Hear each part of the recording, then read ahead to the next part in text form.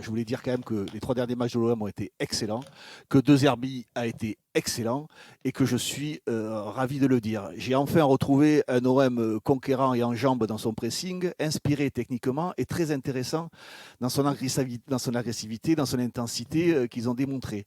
J'ai enfin trouvé un OM à la hauteur de son ambition, comme j'ai pu le retrouver, que ce soit en première mi-temps face au Sporting, que ce soit face à l'Ajax, que ce soit face à Paris au Vélodrome.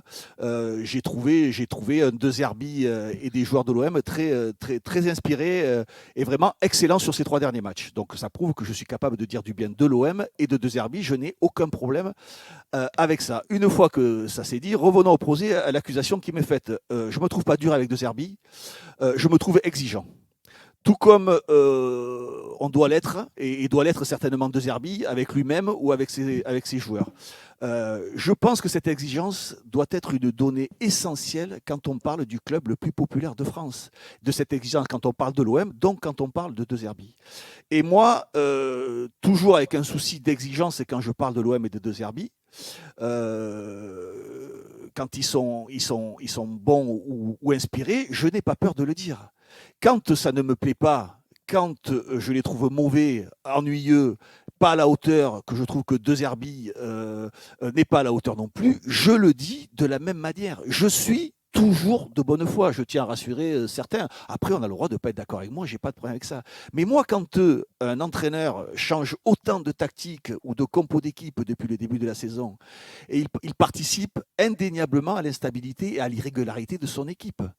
Pour moi, quand un coach explique après chaque mauvaise performance de son équipe que ses joueurs sont fatigués, je ne suis pas d'accord avec cette analyse-là et ce raccourci-là. L'année dernière, il nous expliquait que ses joueurs manquaient de coronesse et cette année, il nous explique que ses joueurs sont fatigués. Ok, très bien, il n'y a pas de problème, je l'entends.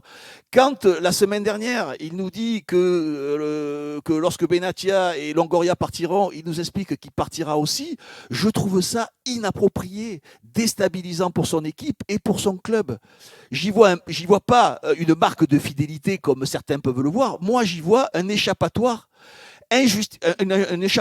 pour se justifier pour un futur départ. Quand je le vois s'en prendre de manière inconsidérée l'année dernière à l'arbitrage, je trouve que ça dessert son équipe. Quand je l'entends parler sur certains joueurs qui portent au nu, puis s'en séparent ou ne les fait plus jouer quelques semaines après, je trouve que ça perturbe son vestiaire. Quand je dis que je ne suis pas dur avec lui, je dis que je suis juste. Je vais même aller plus loin. Je pense que De Zerbi, s'il gommait un peu tous ces petits défauts là que je viens de citer, je pense que son équipe mériterait d'avoir 5 ou 6 points de plus et aurait 5 ou 6 points de plus. Voilà. Après, chacun est libre de ne pas être d'accord avec moi. Moi, je respecte toutes les analyses. Voilà. Et De Zerbi ne doit pas être d'accord avec moi. Il doit être le premier à ne pas être d'accord avec moi. J'ai pas de souci avec ça. Je le respecte. Mais je voudrais finir quand même par 3 petites choses pour me défendre. Je voudrais vous dire, De Zerbi, ça fait 18 mois qu'il est là. Pas une seule fois, j'ai demandé sa tête. Pas une seule fois. Donc pour un mec qui s'attaque à De Zerbi et qui trouve que c'est un entraîneur moyen, je trouve que je lui laisse du temps. T'as même dit qu'il fallait continuer plusieurs fois. Bon, voilà, jamais, pas une seule fois. Je peux lui trouver des limites, mais jamais j'ai demandé sa tête. Donc je reconnais quand même une certaine qualité de travail.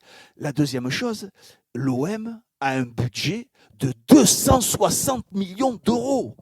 Le budget, c'est Lens qui a 8 points de plus aujourd'hui que Marseille, a 60 millions d'euros de budget. Si on ne peut pas se permettre d'être exigeant avec un club qui a des moyens dans le football français actuel, qui sont colossaux, rappelons-nous quand même que la crise que traverse le football français aujourd'hui, avoir 260 millions d'euros de budget, c'est colossal.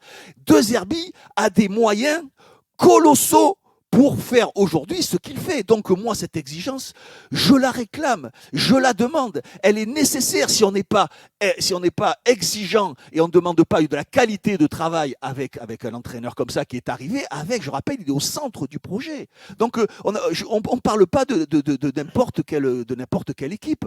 Donc voilà, je trouve que c'est tout à fait légitime l'exigence que j'apporte lorsque je porte un jugement à l'Olympique de Marseille ou à De Zerbi.